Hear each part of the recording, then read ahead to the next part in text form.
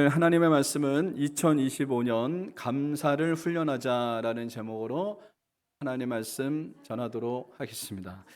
네, 우리 KBS에서 생로병사의 비밀 이것을 많이 보실 겁니다. 근데 2017년도에 행복의 비밀 감사라고 하는 주제로 이 생로병사의 비밀에 대해서 이렇게 얘기를 했습니다. 이 감사의 중요성에 대해서 그것을 다루었는데요. 여기 나오는 사람들 중에서 어떤 사람들이 이렇게 얘기를 했습니다. 일상을 작은 감사들로 채웠더니 삶이 행복해졌다라고 이렇게 고백을 했습니다. 이 사람들의 고백은 뭐냐면 일상에서 일어나는 일들, 작은 일들, 그 작은 일들조차도 감사했더니 삶이 행복해졌다고 이렇게 고백을 했습니다. 그러면서 이 감사할 때 이 신체에 미치는 영향에 대해서도 여기서 이제 그 결과를 발표했는데, 먼저는 분노하고 짜증내면 어떤 일이 일어나냐면요, 오른쪽 전전두피질이 활성화되면서 안 좋은 호르몬이 나온다 그럽니다. 우리가 분노하거나 짜증을 내거나 화를 내거나 막 이러면 안 좋은 호르몬이 나와서 이게 신체에 영향을 미치는 겁니다. 그러면 어떻게 되냐면 심장이 막 뛰는 거예요. 심장이 막 뛰어요. 그래서 근육이 또 긴장이 되고 혈당이 상승해서 이 몸의 육체를 망가뜨리는 일이 일어나게 된다는 거예요. 반면에 감사하게 되면 어떻게 되냐면 뇌의 왼쪽 전전두피질이 활성화되어서 좋은 호르몬이 나온다고 합니다.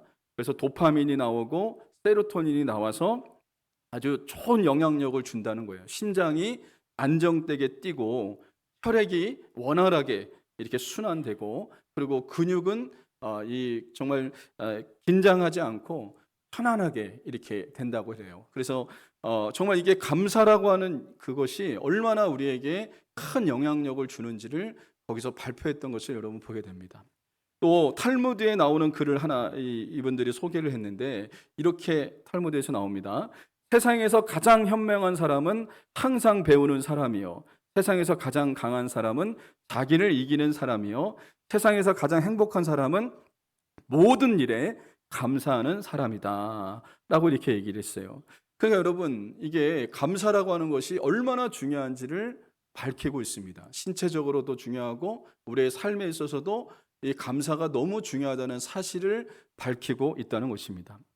여러분, 사도 바울은 디모데전서 4장 8절에서 세번역 성경으로 보면 같이 한번 읽어보겠습니다. 시작. 몸의 훈련은 약간의 유익이 있으나 경건 훈련은 모든 면에 유익하니 이 세상과 장차올 세상의 생명을 약속해 줍니다. 여기 몸의 훈련이라는 것은 뭐냐면 우리가 운동하거나 우리가 공부하거나 이런 것들 훈련하는 거죠. 몸에 대해서 훈련하는 겁니다.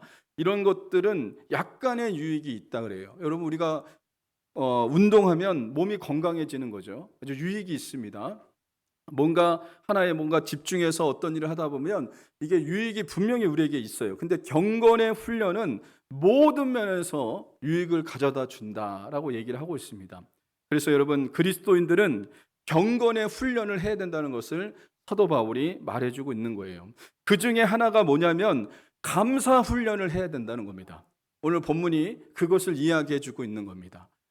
그리스도인들이 경건의 훈련을 해야 되는데 어떤 훈련이 돼야 되냐? 감사의 훈련을 하는 자들이 돼야 된다는 것을 말씀해 주고 있다는 거예요. 그래서 여러분, 무엇보다 2025년도를 살아갈 때 우리가 훈련돼야 될 그 경건은 무엇이냐면 감사입니다. 감사.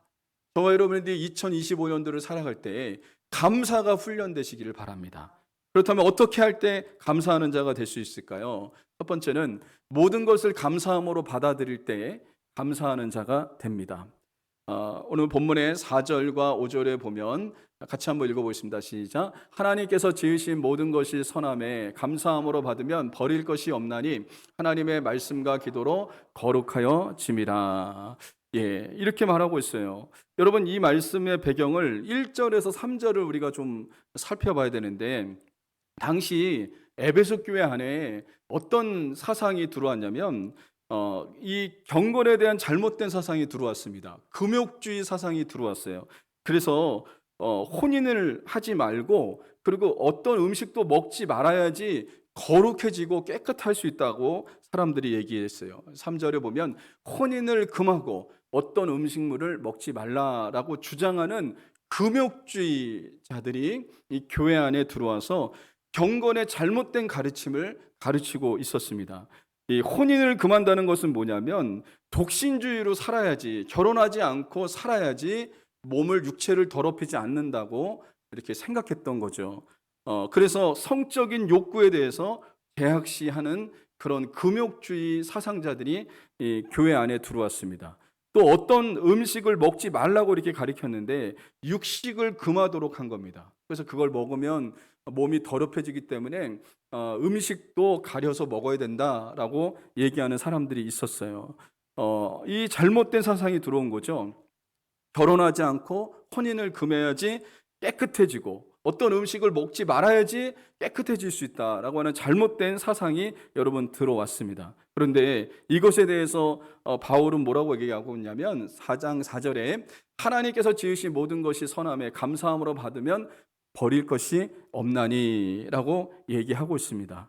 여러분, 하나님께서 지으신 것이 다 선한 것이기 때문에 감사함으로 받으면 버릴 것이 없다는 거죠. 결혼 제도는 어떻게 생겨난 겁니까? 아담과 하와를 만드신 하나님께서 이 결혼이라고 하는 제도를 만들었어요.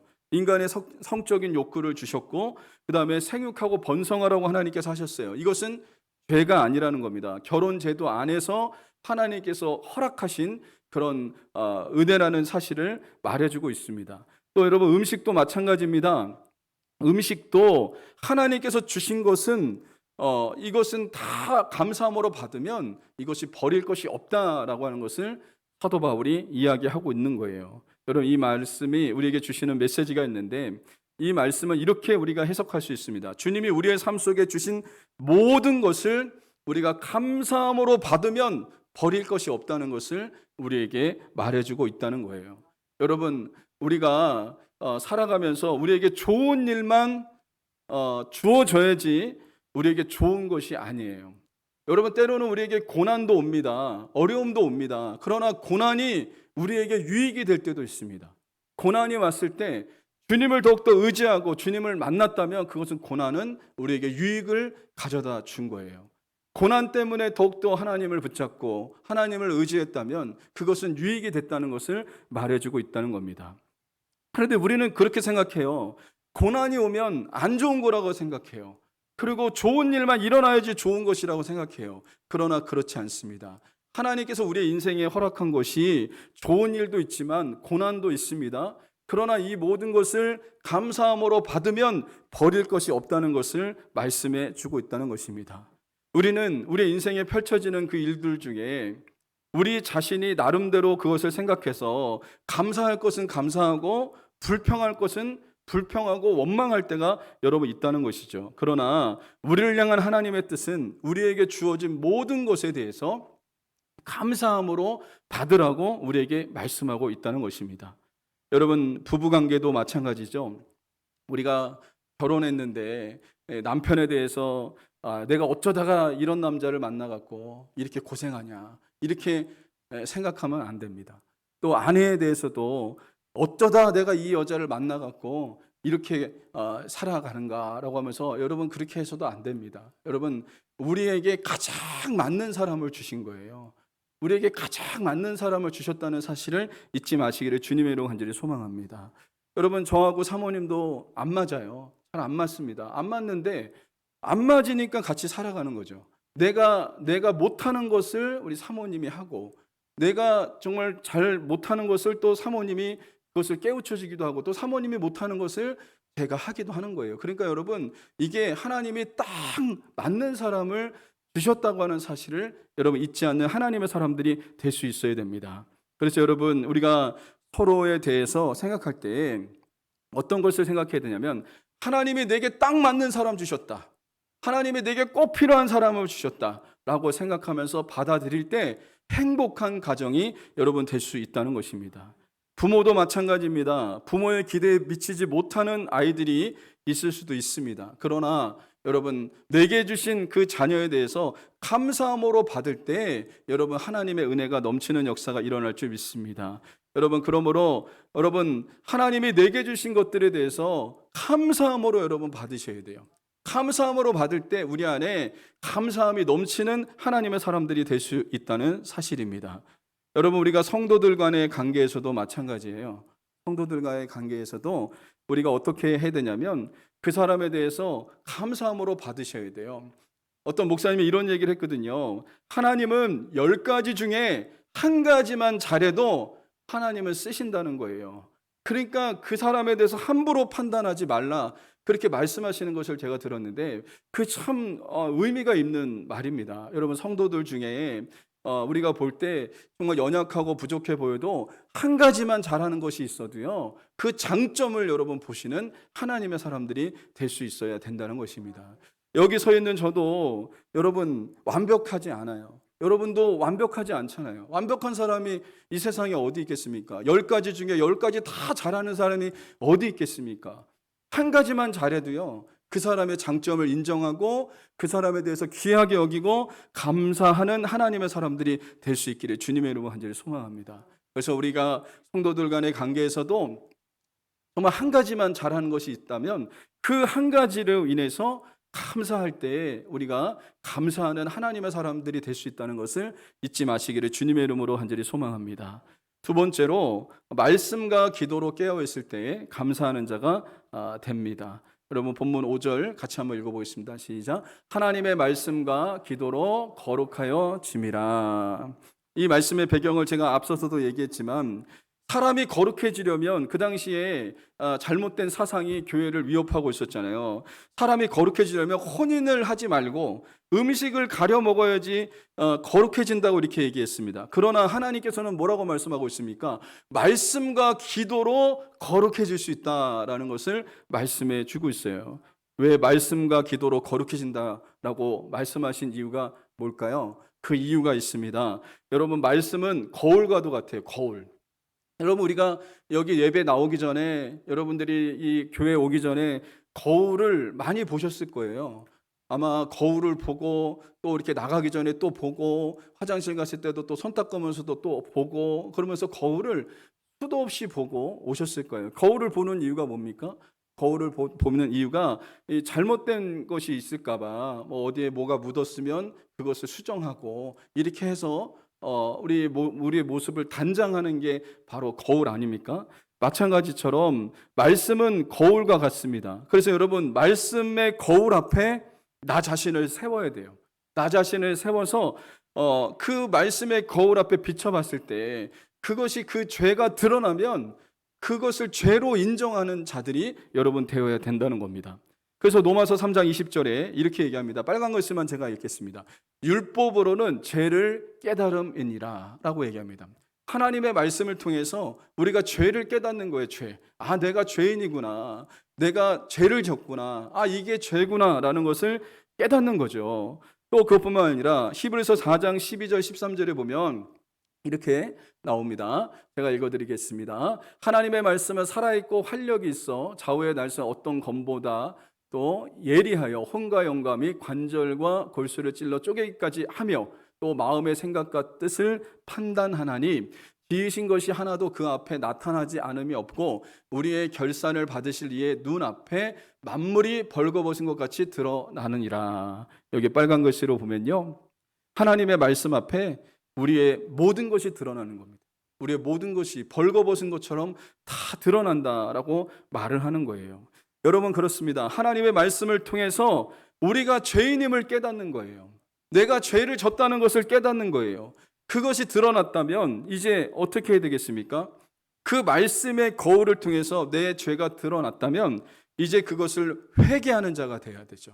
회개함으로 깨끗함을 입는 하나님의 사람이 되어야 되는 겁니다. 그래서 여러분 하나님의 말씀과 기도로 말미암아 우리가 깨끗해지고 거룩해질 수 있다는 것을 성경은 우리에게 말씀해 주고 있다는 거예요. 그래서 여러분 요한일서 1장 9절 같이 한번 읽어보겠습니다. 시작. 만일 우리가 우리 죄를 자백하면 그는 미쁘시고 의로우사 우리 죄를 사하시며 우리를 모든 불의에서 깨끗하게 하실 것이요. 말씀을 통해서 내가 죄가 드러났다면, 내가 지었던 죄들이 드러났다면 주님 앞에 자백하면 주님은 깨끗하게 해주시는 거예요. 우리를 용서해 주시는 거예요. 우리를 거룩하게 해주시는 거예요. 여러분, 이게 바로 하나님의 말씀과 기도로 거룩해진다는 것을 말씀해 주고 있다는 겁니다. 감사도 여러분 마찬가지입니다. 말씀과 기도로 말미암아 감사하는 자가 될 수 있습니다. 감사하는 자.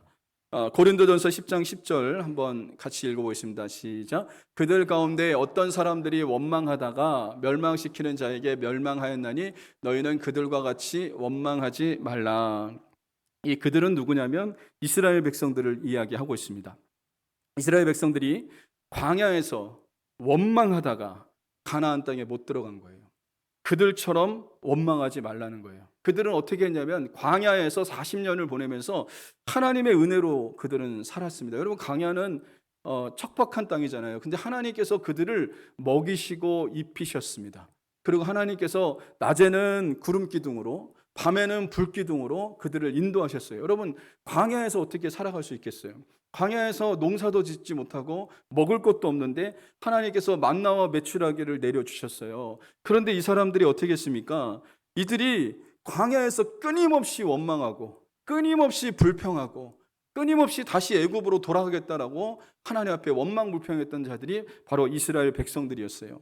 그들의 그 소리를 하나님께서 들으시고 내 귀에 들린 대로 내가 시행하겠다라고 말씀하시면서 여러분, 원망하고 불평했던 그들이 그 광야에서 다 죽었습니다.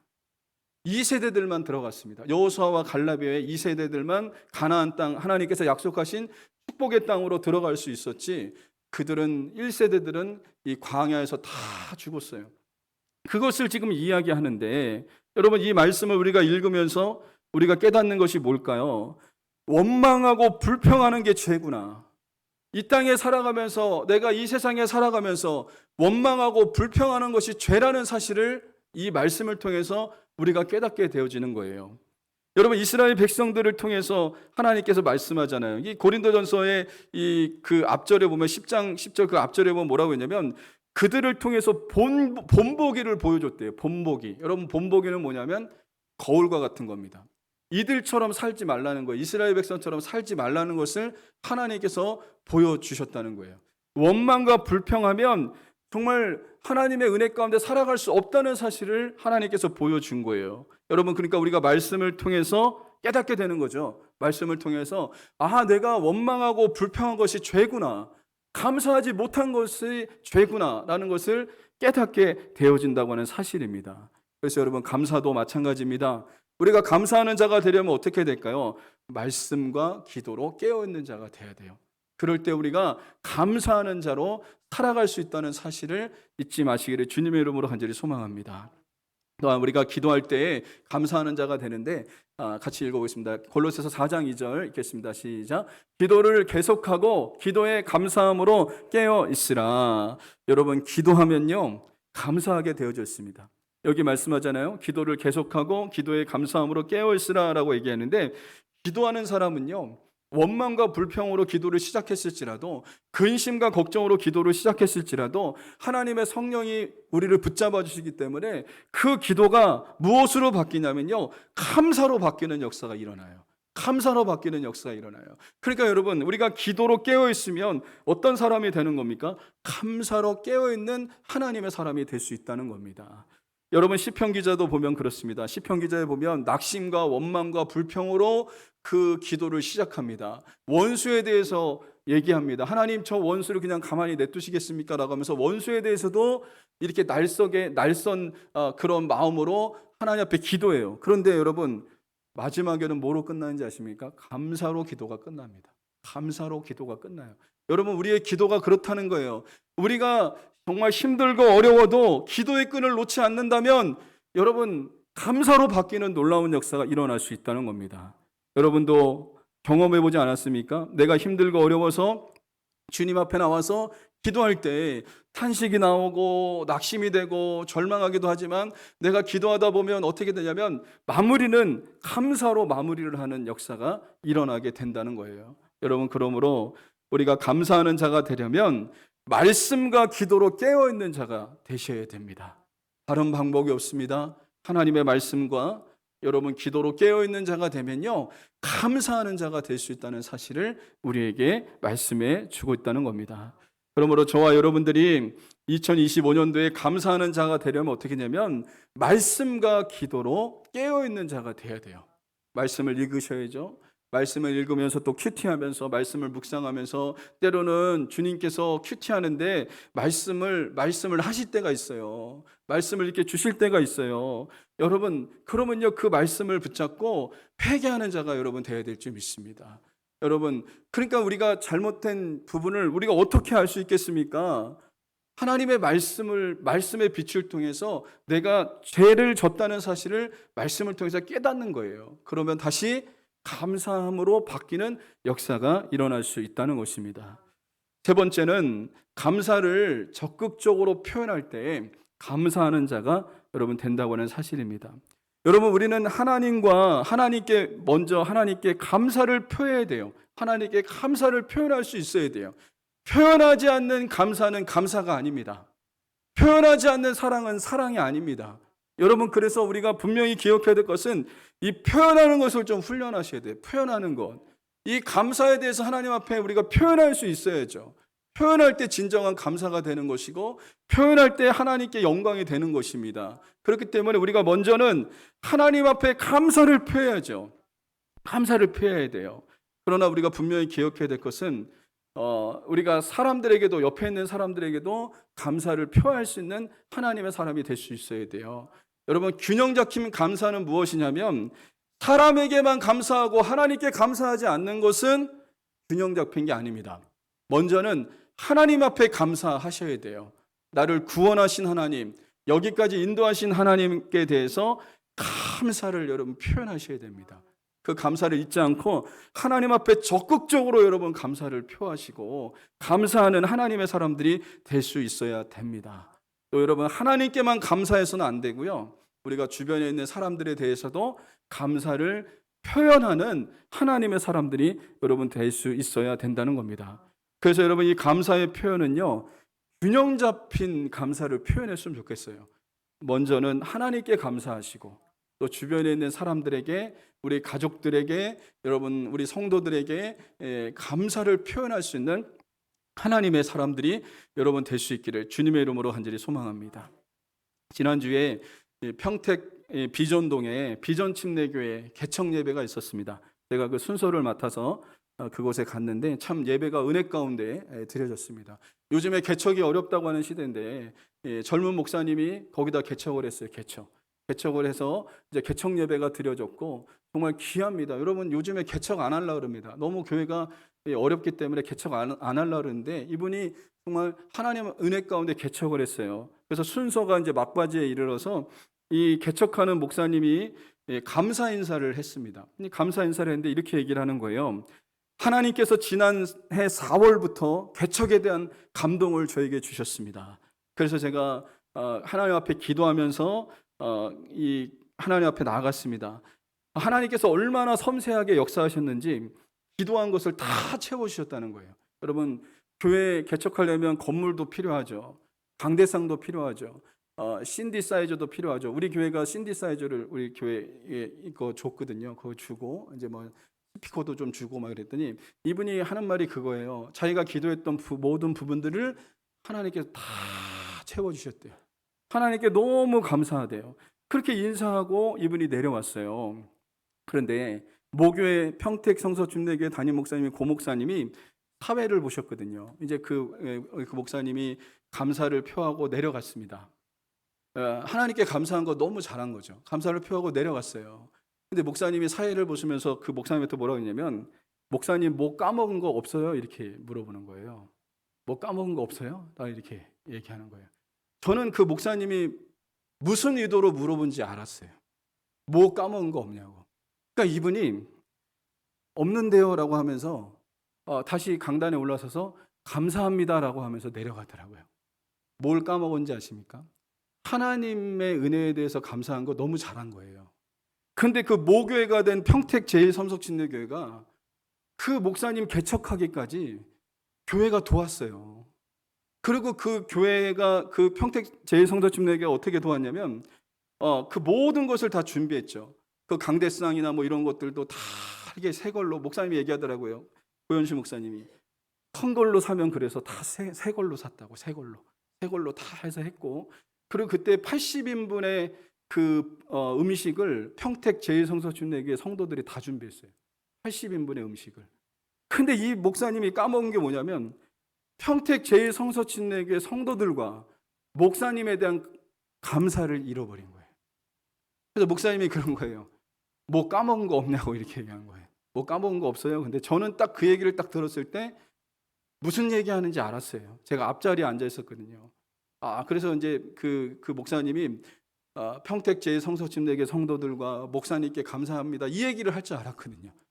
근데 그 얘기는 안 하고 하나님, 여러분 맞는 말입니다. 하나님께서 하셨죠. 하나님께서 응답하셨죠.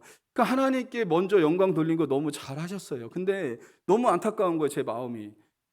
이 교회 성도들과 그 담임 목사님이 도와주시고 또 헌신해 주셔서 여기까지 왔다는 것을 이분이 까먹고 내려온 거예요. 아마 제가 그 생각을 했어요. 아마 너무 긴장해서 잃어버릴 수 있었겠다라고 하는 생각을 하게 됐거든요. 여러분, 우리는요, 감사를 표해야지 돼요. 먼저는 하나님께 감사해야 되고요, 주변의 사람들에 대해서 우리가 감사를 표하는 하나님의 사람들이 될 수 있어야 된다는 것입니다. 여러분, 균형 잡힌 감사를 하시기를 주의 이름으로 간절히 소망합니다. 하나님 없이 그냥 사람들에게만 감사하는 거, 이것도 아닙니다. 먼저는 하나님 앞에 감사하고요, 그 다음에 주변에 있는 사람들에게도 우리가 감사할 수 있는 하나님의 사람들이 여러분 될 수 있어야 된다는 것입니다. 그래서 2025년도에 우리가 해야 될 일은 하나님 앞에 감사하시길 바랍니다. 그리고 주변에 있는 사람들에게 감사하시기를 주님의 이름으로 간절히 소망합니다. 그래서 여러분, 감사를 표현하는 하나님의 사람들이 될 수 있어야 돼요.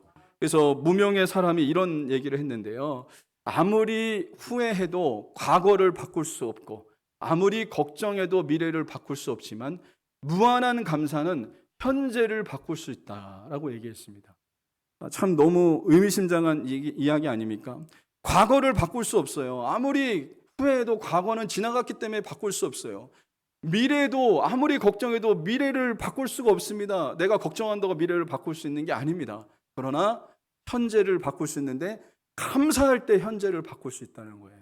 여러분, 감사를 적극적으로 표현하셔야 됩니다. 우리는 감사를 적극적으로 표현하셔야 돼요.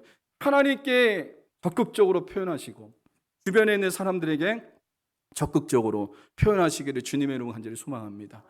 여러분, 한번 표현해 볼까요? 우리 하나님께 박수로 한번 영광 드리겠습니다. 하나님께 감사합니다. 하나님께 먼저 우리가 박수로 영광 드리고, 우리 옆에 사람에게 감사를 표해 보세요. 내 옆에 앉아주셔서 감사합니다. 네, 우리 뒤에 사람에게도 인사하세요. 내 뒤에 앉아주셔서 감사합니다. 여러분, 이게 균형 잡힌 감사예요. 하나님 앞에 감사, 주변 사람들에게 감사. 여러분, 이것이 균형 잡힌 감사라고 하는 사실을 잊지 말고 이렇게 감사를 적극적으로 표현할 수 있는 하나님의 사람 되시기를 주님의 이름으로 간절히 소망합니다. 우리 새신자분들에게도 우리가 감사를 표해야 돼요. 많은 교회가 있는데 이렇게 우리 교회 오셔서 너무나 감사합니다. 우리 교회 와주셔서 너무 감사합니다. 이렇게 오늘도 또 와주셔서 감사합니다 라고 하면서 이렇게 여러분 감사를 표하는 하나님의 사람이 될 수 있어야 돼요.